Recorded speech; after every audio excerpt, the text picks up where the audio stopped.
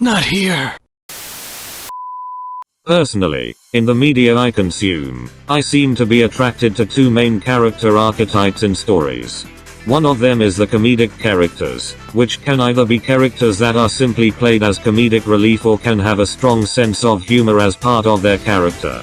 Examples of these are characters like Nightwing, Dante from Devil May Cry, Joseph Joestar from JoJo's Bizarre Adventure, Dan from Street Fighter, and Johnny Cage from Mortal Kombat, especially the NetherRealm Mortal Kombat games. In the other camp lie characters that are serious or darker.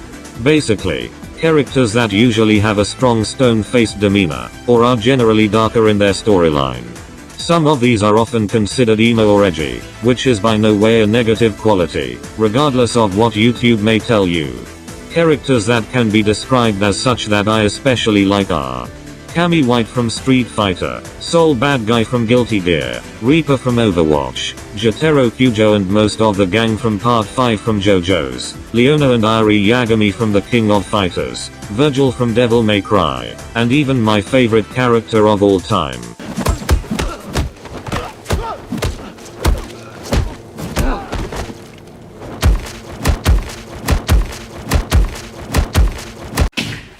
I'm gay. One trait that most of them have in common is usually a dark background, which generally serves as a source of character growth as the story progresses. They usually have to overcome their past demons. Cammy, for example, was brainwashed and turned into one of Shadow Lu's dolls and was planned to maybe become a replacement body for M. Bison, as we saw in Street Fighter Alpha 3. Later on, we saw her escape her brainwashing and become a Delta Red operative thing to fight what she once was. Scorpion from Mortal Kombat had his entire clan and family killed. His entire motivation was linked to avenging them, which ended in Sub-Zero's murder.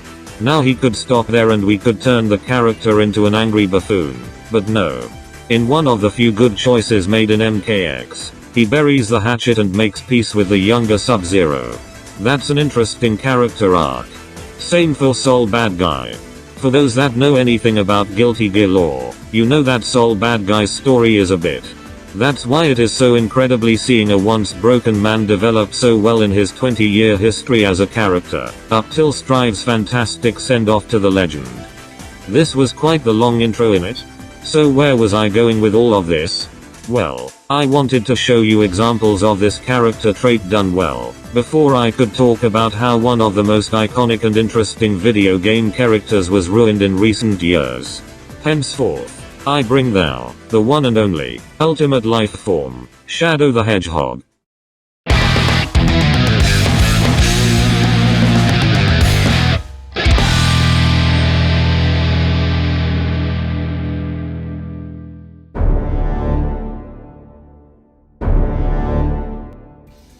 First appearing in Sonic Adventure 2 for the Dreamcast, it's not a secret that this little guy has had quite the impact on the gaming world, very well becoming the most beloved character from the Sonic the Hedgehog series, even getting his own spin-off, which we'll, unfortunately, talk about.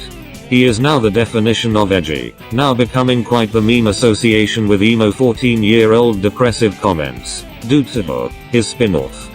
At his creation, he was quite an interesting character, both character and design-wise. He was meant to be Sonic's new rival in SA2 since Knuckles could no longer play that role. His design is a dark mirror of Sonic's and in a very smart way. He's made up of a darker shade of colors, relying on the combination of black and red, which is a bitchin' color scheme if I say so myself, and I've been shown to be quite willing to bathe myself in those colors. His head shape is different from Sonic's, having his spikes go up in contrast to Sonic's opposite. This is usually associated with Super Sonic, so it kinda gives the implication that Shadow is quite a lot more powerful than our favorite Blue Blur. Also, how can we forget his manly chest hair, visually showing us that the character is much older than our usual Sonic characters, giving him a more mature sense of character just from visuals alone. Also, he's too cool for running. He skates with these bitchin' hover shoes. Now, what's a masterclass character design without an interesting set of characteristics? Shadow is quite determined and sometimes shown to be quite cocky just like Sonic. However, he is a bit more serious than this smirking son of a bitch. He is willing to go to the ends of the earth to complete his objective, no matter what stands in his way, or the sacrifice he has to make, even at the sight of his future self being betrayed by his friends and allies. He stands strong like he always has. As we get to know Shadow more and more during the story of Sonic Adventure 2, we learn more about his character, getting to know that he has a soft side for others. Such as that one time he decided to go against his plan to save Rouge or standing in the way of the Bio Lizard, and let alone his entire plan being in the name of a promise he made to his only friend 50 years ago, Maria, which gives us two more defining characteristics of Shadow: loyalty and respect. Shadow was created as an experiment by Dr. Gerald Robotnik, Eggman's grandfather, 50 years ago in the space colony Ark. Think of it as a space station. He grew up alongside Gerald's granddaughter Maria, becoming the best of friends. Later, during an inspection of the Ark by the military organization gun, Maria gets shot and killed. Maddened by his granddaughter's death, Gerald changes Shadow's memories of the last promise he made to Maria, to be a promise of genocide against mankind, as his revenge for these events. Shadow is then locked on Earth. Years later, Eggman finds Shadow and releases him, and is greeted by the vaguest evil plan ever, and intentionally so. Eggman expected world domination, whereas Shadow was looking to crash the Ark into the Earth, killing all of humanity. They later meet Rouge the Bat, a thief who offers her help in powering the Eclipse cannon, and thus their master plan of collecting the Chaos Emeralds to power the space colony Ark cannon began. During all of this, Shadow gets multiple interactions with Sonic, who is constantly being framed for Shadow's actions. As we reach the climax of the story, Sonic and Shadow butt heads once again, fighting each other in one last race, in which we get to see Shadow's growth in respect for Sonic during the game's campaign, but claiming that no matter what, he has to fulfill his promise to Maria. Our main characters later learn of the true plan of Gerald Robotnik and decide to spring into action and stop it, while Shadow has a heart-to-heart with Amy, and finally remembers his promise to Maria, giving humans a chance to be happy, and let them live for their dreams.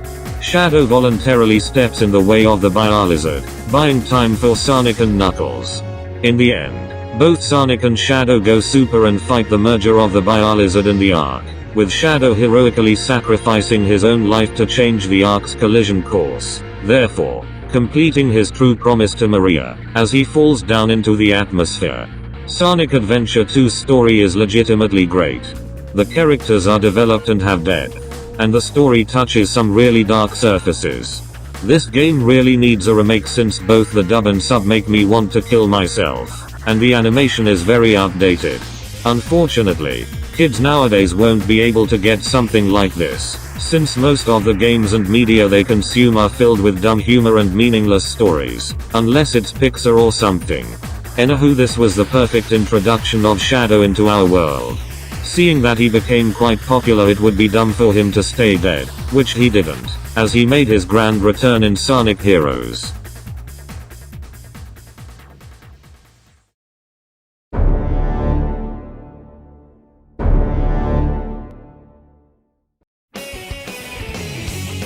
This time he wasn't alone. Rouge from SA2 was with him, and so was a new character, Omega, the last robot of Eggman's E102 series. This was what we now know as Team Dark.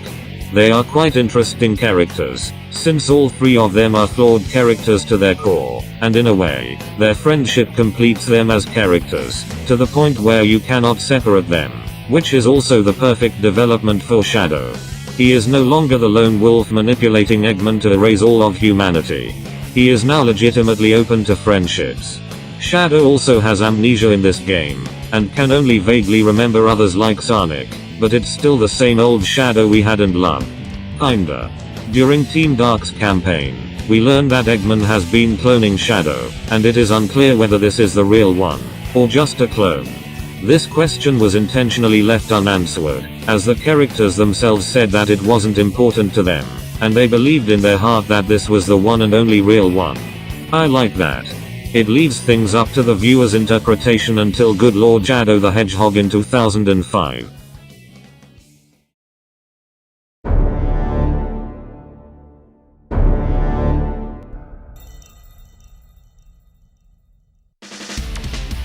This game is insufferable. The gameplay is fine, if not slippery, but this game legitimately destroyed Shadow. Shadow here is an emo gritty character that stands against the character we were shown in Heroes and SA2. How so? Well, for once, he carries guns. He curses and is generally an ass to everyone. And what's his motivation? Well, basically he wants to know his past after suffering from amnesia. I thought he didn't care. What the fuck? Also, now it is retconned that Shadow is also partially alien, since Gerald Robotnik made a deal with an alien race so that he could use their blood to form Shadow, and he'd serve them yada yada yada. Also, Shadow here is a fucking dumbass. He listens to some random fella he doesn't know about his past, for no fucking reason, in the first 5 minutes of the game. Also, I will admit that I have never finished this game, because you have to play this mess 10 goddamn times to get the real ending. Also, remember that Shadow clone plotline? Well, fuck you. Eggman straight up tells him he's the real one. Also, some of the endings to this game are extremely out of character, portraying Shadow as a fucking villain. He ain't a villain. He is barely an anti-hero now. Goddamn. At least this game had the decency to reset Shadow at the end, as he finally makes his way to the end of his true self, throwing away his past, and never turning back. Which was Shadow before this game. This game did nothing. It's stupid and pointless. At least what we got after this is the best the character has ever been.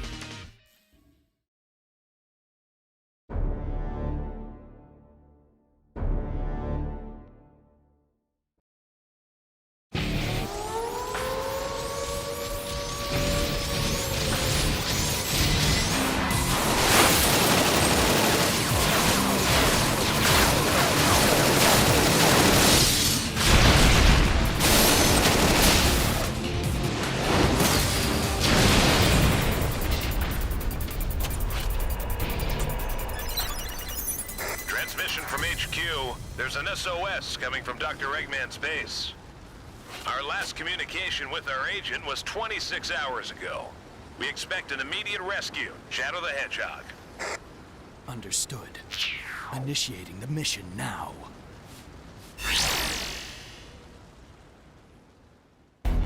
Sonic 06. Say what you want about it. I love this mess. Is it unfinished? Yes. Is it polished? No. Do I love it? Yes. Sonic 06's story is some of the darkest shit in the Sonic the Hedgehog game universe, and I'm here for it. Some of the time travel shit will make your brain go numb if you start thinking of it too much, but Maphilise the Dark is my favorite villain in the franchise, since he is menacing, and also fucking killed Sonic. Also, Shadow is just perfect here. Team Dark now officially works as government agents for Gun, and they are back to their Sonic hero selves. Shadow here is a character with a completed arc. He is still straight to the point and determined as the Shadow of the past, but now doesn't have a promise or amnesia weighing on his back. He is here to do what he is told to do, or what he judges as the right thing to do. He doesn't start pointless arguments. He has a mission to do, and he'll get straight to the point. At the beginning of the game, Shadow is tasked with saving Rouge from Dr. Eggman's base. He does, and they escape with something called the Scepter of Darkness. Eggman ambushes them, and they accidentally release a creature that looks nearly identical to Shadow, and presents himself as Maphilise the Dark, and sends the duo 10 years into the future. Also, whoever thought of giving Maphilise no mouth is a fucking genius. Shadow and Rouge meet up with Sonic and company, who are also trapped in the future, and make their way back. Shadow runs into Maphilise and is told that his friends would betray him in the future and it had led to his downfall. Meanwhile, Rouge meets Omega in the present and gives him a Chaos Emerald to go to the future and save Shadow. And he does. Shadow goes to interrogate Dr. Eggman about the information on the Solaris project, which supposedly gave birth to Maphilise. Along the way he runs into Sonic, who is being bullied by this game's newcomer, Silver the Hedgehog. He saves Sonic and knocks some sense into Silver, and then offers to show him what the truth behind the Solaris project is. They travel together to the past and learn that what once was Project Solaris was separated into two. Maphilise and Iblis are ironically the main antagonists of Shadow's and Silver's stories respectively. Shadow uses the Scepter of Darkness to seal Maphiles, which shows us their first encounter that Maphiles alluded to in the beginning. Shadow returns to the present, with the knowledge of how Maphiles can be stopped. We learn that Omega is the one that betrays Shadow in the future, and thus the Tin can confront Shadow with the truth. Shadow basically tells him that Rouge and Omega are his friends no matter what and that he doesn't give a fuck, without actually saying a thing. We also get this actually nice scene between Rouge and Shadow, showing us how much both of them have grown since their SA2 selves. Shadow? Even if you believe everyone in the world will be against you, know that I'll always remain by your side. Remember that.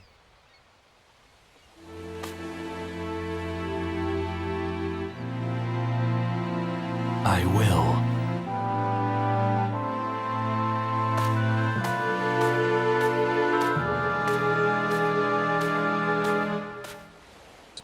The gang approached Maphiles one final time and unfortunately learns that what might have worked 10 years ago, no longer works, and they cannot trap Maphiles who has grown much stronger with the Scepter.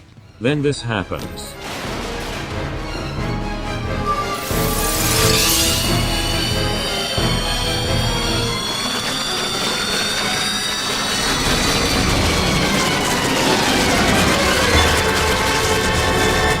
You must realize now that you cannot hope to stop me with your limited power.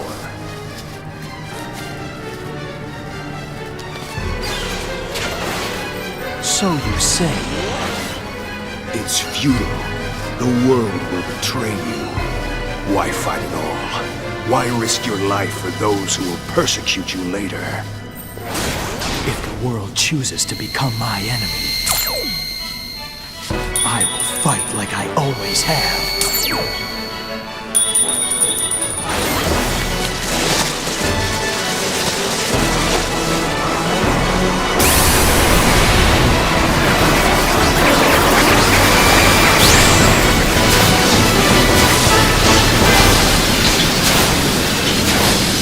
And that was Shadow in 06. Shadow's campaign is legitimately the best part of this game. He has a lot of moments showing us his growth as a character. That scene on the beach with Rouge and Omega. The scene where he refuses to leave a dead Omega stay as is in the future.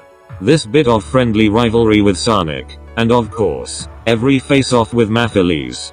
When Shadow faces off Silver, he doesn't tell him to fuck off and leave him be. He shows that he is a matured character and slows him down, and tries to show the truth to the confused Silver. Shadow is legitimately perfect in 06.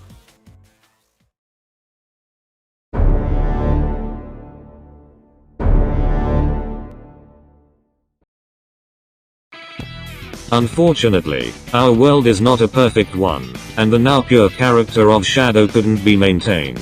A lot of bad stuff happened to the Sonic franchise during this time. Characters were flanderized to their simplest characteristics or most commonly known traits, becoming just emotionless empty shells. The same went for Shadow. He was no longer the nuanced character that once was.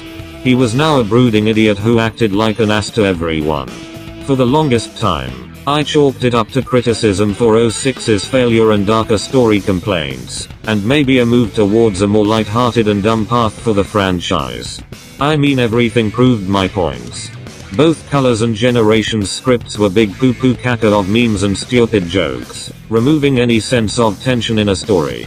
Sonic Free Riders and Forces were the two primary examples of how Shadow was ruined. Here he is just a dick doing whatever he pleases and being an ass to everyone. In Forces, the game's pathetic villain, Infinite, was created directly by Shadow's tempering. And get this. He's mad because Shadow called him weak and said that he had a pathetic face. Then Shadow did God knows what for 6 months and then just shows up, and then kicks some enemies. It annoys me that he keeps getting portrayed this way since it's the same in Team Sonic Racing and the actually good IDW comics. While having a conversation with a couple of friends, it was brought to my attention that the writing issues of modern Sonic stuff weren't just due to shitty writers, but due to a stupid mandate. Basically, years ago there was a writer and artist working on the Archie Sonic comics, who was stupid enough to sue Sega, claiming that he owns all of the Sonic characters. He of course lost. To prevent any artist from trying to take claim of the characters in the future, the idiots at Sega decided to intentionally cripple their character's character, creating a mandate that is filled to the brim with some of the most idiotic things ever. Basically, Sonic cannot be shown losing or crying. Tails cannot evolve as a character. Shadow doesn't have any friends. Knuckles has to be an idiot and so on. The document goes on a lot more, and it's pretty fucking idiotic. It is them intentionally making their product worse at the fear of idiots like Ken Pandas. And that, my friends, is how Shadow the Hedgehog, the best character in this franchise, was ruined. Now you may be asking yourself why I decided to do this video. Well, it's simple. I watched the Sonic movie too. At the end of it, we got a Shadow tease. I legitimately wasn't expecting this, but the director was involved with the 2005 game, so I suppose it makes sense that he had a soft spot. Also money. Now I am not that happy that they are doing the Project Shadow arc this early on, as I feel that we need to establish a bigger cast to do something like that, but I will say this. Seeing how they treated Knuckles as a character, they clearly have respect for the source material, and Shadow has the potential to have the same respect from the writers. This is good since the movie IP is not affected by the mandate, so Shadow can be done justice. My only fear is that looking at children's media nowadays, they may censor the dark background of Shadow for the kids. Perhaps not. This is the franchise's chance to surprise me. I legitimately hope he is done right. If you for some reason like this video, consider subscribing and leaving a like. If you want to see my stupid artwork, check out my DeviantArt and Instagram. And if you'd like to get some custom made, please do check out my Fiverr page, link in the description for all. I am the DC Fan XO, and the next Forgotten Game review episode is coming after 1 month. Bye bye.